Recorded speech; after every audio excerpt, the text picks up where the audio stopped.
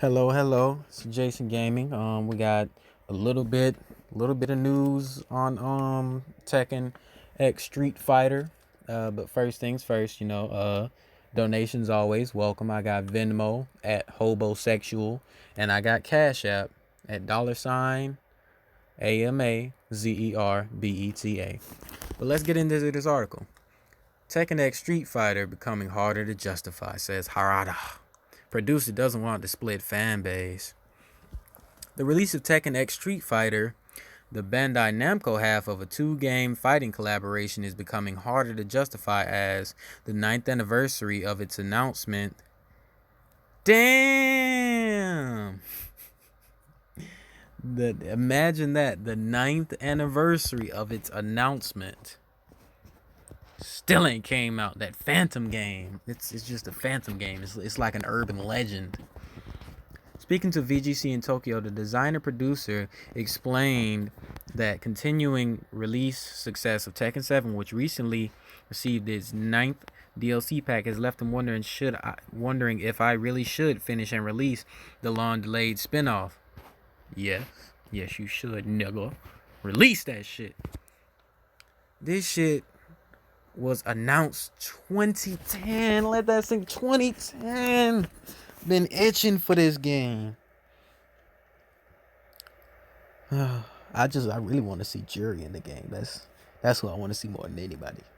But anyways, Capcom's game released in 2012, while Bandai Namco has shown very little of its project since, despite insisting several times preceding that it was in development. In 2016, Harada claimed that the game was on hold for the moment as it sought a suitable release window. In the most recent update on the game's status, Harada told VGC he's still passionate about the Tekken X Street Fighter project, but his logical and business sense has him questioning whether he should attempt to compete with Tekken 7's post-release content. Yes, I am emotionally up for it, he said. I still want to release the game. However, as much as I want to proceed with the project, things have changed a lot since 2010, and I need to get approval and speak to Capcom again as well. They may say no now. Why would they? Like, y'all boys, ain't y'all? Like, why not? You know what I'm saying? If they greenlit Akuma, they greenlit you to use his property, why would they say no now? Harada added that he's pleased with the progress that has been made on the project, which he estimates was around 30% at the time it was put on hold. I was excited to see how well Bandai Namco could convert 2D characters like Akuma from Street Fighter and Geese from King of Fighters into 3D models and make them look really sexy visually, he said, referencing guest characters featured in Tekken 7. I was excited about that and have a passion for it, but my logical business thinking has me wondering if I should really do it.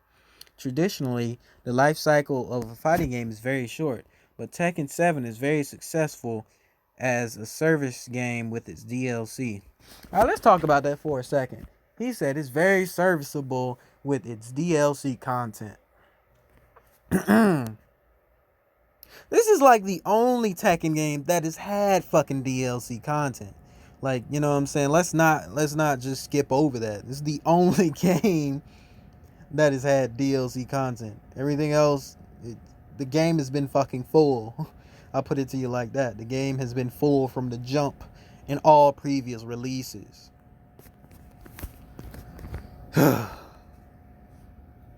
decade in the making, a brief glimpse of Street Fighter's Ryu and Tekken X Street Fighter engine was shown at Gamescom 2010. However, a year later, Harada stated that full production on the project hadn't started. Tekken X Street Fighter was intended to feature the same 3D fighting game engine of Tekken franchise as opposed to Street Fighter X Tekken, which featured the 2D style gameplay of Street Fighter 4. The game was originally expected to be released on Xbox 360 and PS3. However, in March 2013, Harada said Namco was changing and considering platform strategy for the game as the release of PS4 and Xbox One approached. Look at that, Street Fighter X Tekken. Well, Street Fighter 4 graphics was dummy ugly. Like, it was real ugly. Like, what is that? Like, what is that? That shit ugly. Harada told VGC, we started the project back in 2012, and the real interesting question was what was going to happen when the Tekken team designs characters for Street Fighter. We started creating 3D models and really liked them. They look really cool, and the project progressed to about 30% completion. However, when we were ready to progress further with the project, Capcom released Street Fighter 5 and we released Tekken 7. Those titles were some of the best fighting games ever, and so they became very successful. So then I started to wonder, do I really want it to attempt to compete with these huge titles? It could end up splitting the community. That was a serious consideration from the marketing perspective. So I decided to hold off on releasing the game for 1 or 2 years. Following that, Tekken 7 is now doing very well. Hold on, wait. Did I get a time frame?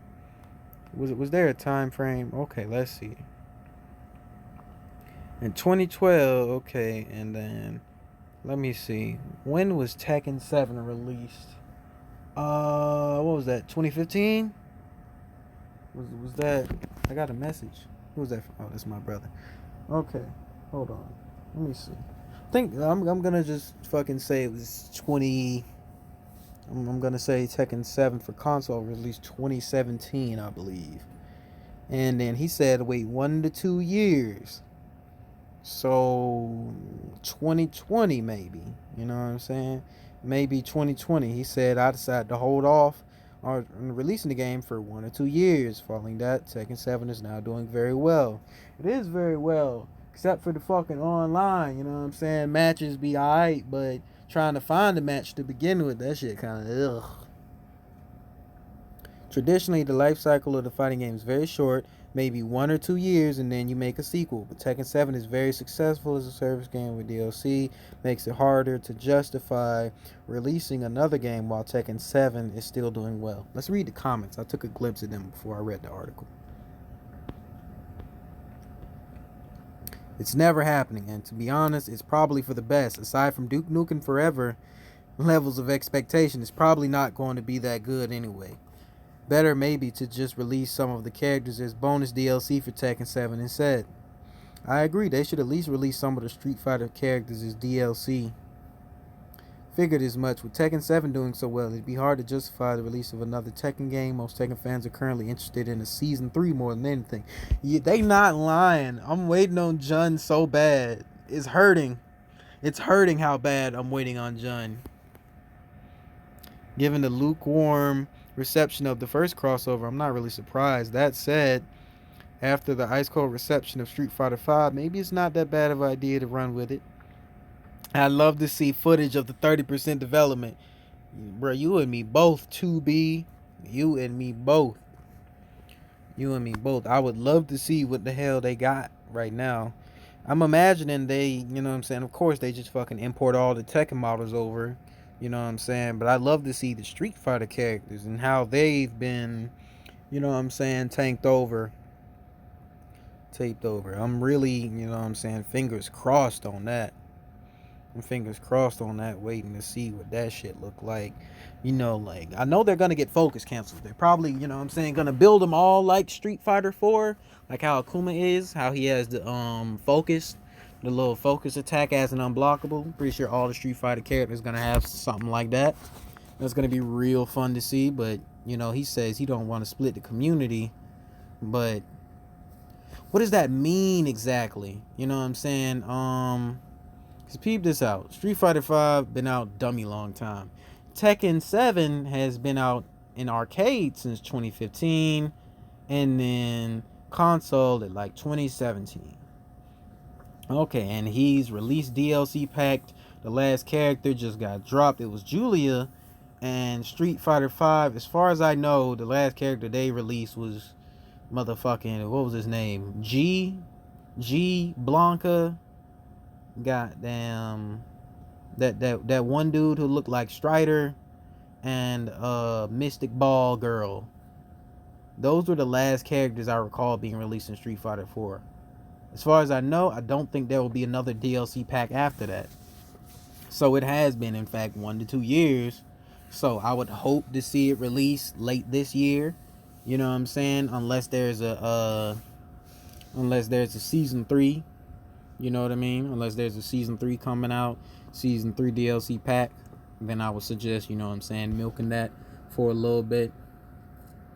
But outside of that, you know, if there is no plans for a Season 3 DLC pack, they need to go ahead and release it. You know, Street Fighter 5 is had a fresh, it's had a long run. It's had a long run, you know what I'm saying, rough start, but it's had decent fighting game tournament presence for at a bunch of events, and I don't think they're gonna come out with any more DLC, so might as well put some fresh blood in the water. You know what I mean? Put some fresh blood in the water and either drop it, you know what I'm saying, late this year or early. Well, not hold on. Let me rephrase early, cause Bandai Namco be fucking around with early 2019. Them motherfuckers waited till mid 2019. They had me fucking steamed. But alas, let's try this again. January, if they do release it. If they do release it like January, and that's only if there's no plan for a Season 3 DLC. That's just how I see it. Thank you for watching. You know, as always, you know, you can donate if you want to. Cash App, $Amazing Beta, and Venmo at Hobosexual. Have a good night.